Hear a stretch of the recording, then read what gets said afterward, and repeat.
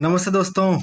Welcome back to dear daughter channel. आज से हम शुरू कर रहे हैं एक नया journey object oriented programming C sharp के साथ, जिसको आप ऊप्स कहते हैं। देखो, मुझे पता है ऊप्स सुनते ही आपको लगता है ये बोरिंग सब्जेक्ट है या फिर कॉलेज के नोट्स याद आते हैं, लेकिन यहाँ ऐसा कुछ नहीं होगा। मेरा एम है सिंपल रियल लाइफ एग्जांपल के साथ आपको वो चीज़ समझाना है जो क्लासरूम में अक्सर कंफ्यूज हो जाते हैं। तो अभी मैं स्टार्ट करूंगा। यहाँ पे स्टार्ट करने से पहले मैं जानना चाहता हूँ कि व्हाट इज ऊप्स। ठीक है, ऊप्स को मैं बोलने से पहले मैं बोलना चाहता हूँ एक एनालॉजी। ठीक है, एक एग्जांपल के साथ सोचो, अगर सी शार्प एक फ्लैट है। फ्लैट मतलब अपार्टमेंट, जैसे आपके घर होते हैं, है ना। वहाँ पे क्या होता है, अपार्टमेंट में आपने देखा होगा हर चीज का एक कंपार्टमेंट होता है। एक फ्लैट में जैसे घुस गए आपको एक हॉल आ जाएगी, और बगल में किचन आ जाएगा, आपका रूम्स है, वॉशरूम्स अलग है, गार्डन, बालकनी, पार्किंग एरिया, सब कुछ डिवाइडेड है, राइट। अगर ये सब कुछ एक ही रूम में हो जाता है तो घर नहीं, मेस बन जाता है वो, है ना। हाउस बिकम मेसी, से लोग बोलते हैं। वैसे ही कोडिंग में भी ऐसे ही होता है। जब हम कोई प्रोजेक्ट बनाते हैं तो सब कुछ एक कंपार्टमेंट, एक स्ट्रक्चर तरीके से होना चाहिए।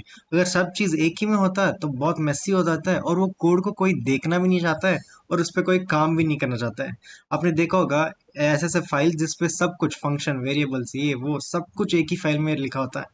वहां पे एक भी छोटा सा चेंज करना होता है ना, तो वो कोड फट जाता है। आपने देखा होगा कि जब आईपीएल देख रहे होते हैं तो जेम्स की एक ऐड आती है।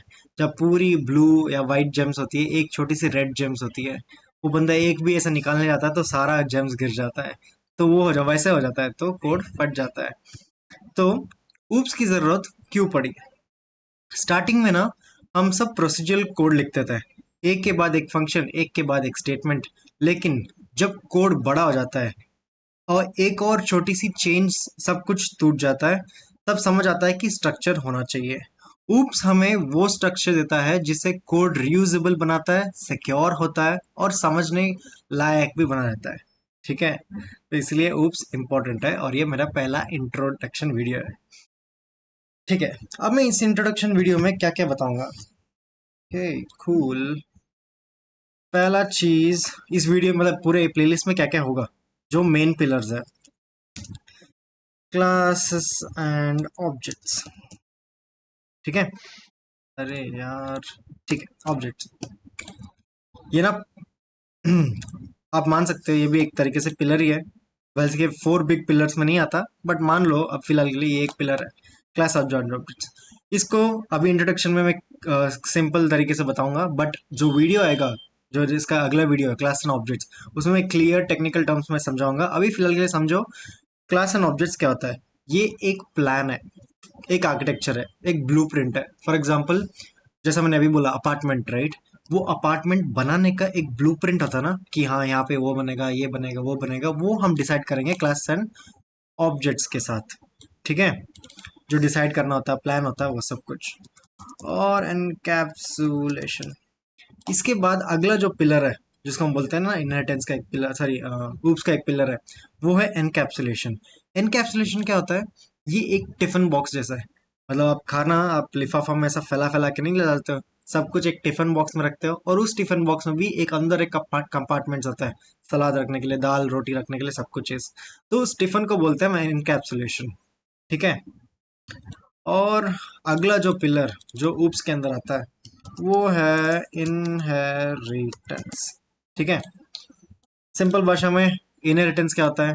जैसे आपने सुना होगा, आप बहुत लोगों का दोस्त की मम्मी ये सब चीज बोलते रहते हैं, यार तूने ना बाप से तूने हाइट ले लिया, और माँ से तूने स्माइल ले लिया, है ना। अब बाप और माँ एक क्लासेस समझो, उन दोनों क्लासेस से या एक क्लास से कुछ प्रॉपर्टीज, मतलब कुछ स्माइल, हाइट, ये प्रॉपर्टीज को इनहेरिट करके एक बच्चे में और एक क्लास में जो आती है, वो कॉन्सेप्ट है इनहेरिटेंस। समझ आ गया ना, हाइट और स्माइल। ठीक है, और एक आता है पॉलीमॉर्फिज्म। पॉलीमॉर्फिज्म, ये बहुत बड़ा एंड स्ट्रांग पिलर है। इसमें बहुत सारे डीप डीप क्वेश्चंस आता है, बहुत सारे इंटरव्यू जो भी जो क्वेश्चंस आते हैं ना, वो लोग इंटरव्यूअर भी यहाँ तक तो पहुंचेगा ही, बट इसमें वो बहुत डिफिकल्ट और अच्छे से क्वेश्चंस पूछता है डीप में। बट इसको भी हम आसान से समझेंगे, कोई दिक्कत नहीं है हमें।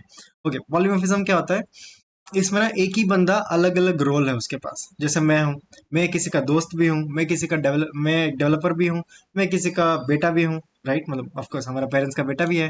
तो ऐसे अलग अलग रोल है, दोस्त है, बेटा हूँ, मैं डेवलपर हूँ, मैं कोई टीचर हूँ, मैं खुद भी एक स्टूडेंट हूँ। तो ये सारे रोल्स एक पॉलीमॉर्फिज्म में आता है।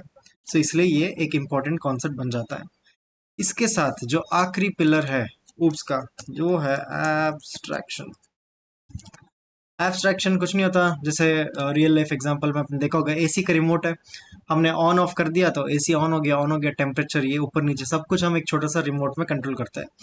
जब हम कोई बटन दबाते हैं तो एसी ऑन हो जाता है, हमें क्या फर्क पड़ता है वो कैसा ऑन हो रहा है, अंदर क्या माइक्रो प्रोसेसर लगा हुआ है या क्या प्रोग्रामिंग चला है, हमें फर्क नहीं पड़ता, राइट। हमने दबा दिया, वो ऑन हो गया।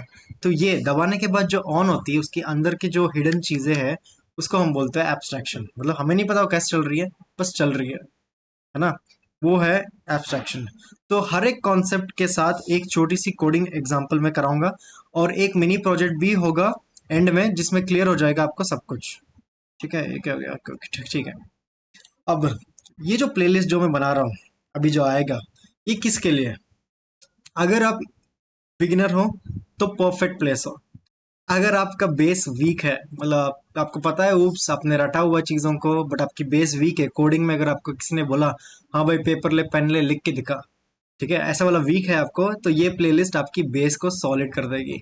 और तीसरा वो लोग है, अगर आप इंटरव्यू प्रिपेयर कर रहे हो, हाँ भाई, अगर आप इंटरव्यू कर रहे हो प्रिपरेशन, तो आपके लिए तो पक्का ये प्लेलिस्ट बना ही हुआ है। क्योंकि आप इंटरव्यू जब दे रहे होते हैं तो वो एक प्रेशर एनवायरनमेंट में बैठे रहते हो, और वो इंटरव्यूअर आपसे क्वेश्चन पूछ रहा है, आप पक्का भूल जाओगे सारे एग्जाम्पल्स ये सब कुछ। तो ये वीडियो देखने से आपको सिंपल याद रहेगा। आपने देखा होगा बहुत पुराने टाइम पे ना, फेसबुक में एक मीम्स आता था, हिट करो बटन को, लाइक करो, वरना आप एग्जाम में फेल हो जाओगे। वैसे बोल रहा हूँ, इंटरव्यू जो दे रहा है इस वीडियो को शेयर कर दो आपके फ्रेंड्स एंड फैमिलीज में, वरना आपका इंटरव्यू, नहीं नहीं यार मजाक कर रहा हूँ, पास हो जाओगे, क्योंकि डे डॉट नेट में सब्सक्राइब तो हो आप लोग। कूल, ठीक है। अब मैं क्या बोलना चाहता हूँ, मैं चाहता हूँ कि ये प्लेलिस्ट मैं एक दोस्त की तरह आपको समझाऊं, ठीक है, ताकि आप आउट्स की बिल्कुल टेंशन निकल जाए। तो आज से हर दिन एक एक कॉन्सेप्ट लेके आता हूँ ऊप्स का। और ये वीडियो अगर आपको पसंद आया तो कमेंट करके बिल्कुल बताना कि आप एक्साइटेड हो या नहीं ये आगे वाले ऊप्स के लिए। और आपको कौन सी रियल लाइफ एग्जांपल पसंद आया वो भी कमेंट करके लिख देना। तो मिलते हैं अगला नेक्स्ट वीडियो में क्लास एंड ऑब्जेक्ट के साथ, ये पहला पिलर इसके साथ ही स्टार्ट कर देते हैं। तब तक आप कोड करते रहो, सीखते रहो, और end of the day chill मारते रहो। ठीक है, बाय बाय।